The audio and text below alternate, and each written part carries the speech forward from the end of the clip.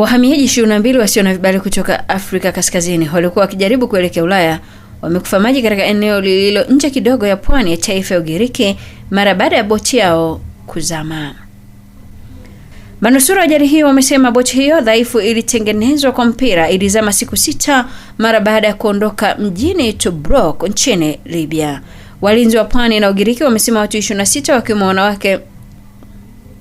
Walinzi wa pwani na Ugiriki wamesema watu 26 akiwemo mwanamke mmoja na mtoto wameokolewa na meli ya shirika linalozisaidia nchi za Ulaya kuilinda mipaka karibu na kisiwa cha Crete.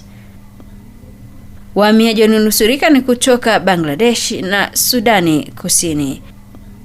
Wamebainisha kuwa walionusurika kufa ni raia 21 Bangladesh, 4 Sudani Kusini na raia mmoja wa Chad. Boti hiyo iliondoka Libya Machi 21 kuelekea Ugiriki ambako ni kituo kikubwa cha wahamiaji wasio na vibali wanaotaka kuingia Ulaya. Mamlaka za Ugiriki zimewakamata wanaume 2 raia wa Sudani Kusini wanaodhaniwa kuwa ni walanguzi wa binadamu na zinawachunguza kwa kuwaingiza wahamiaji nchini humo kinyume cha sheria na kwamba kusababishia wengine vifo kutokana na uzembe.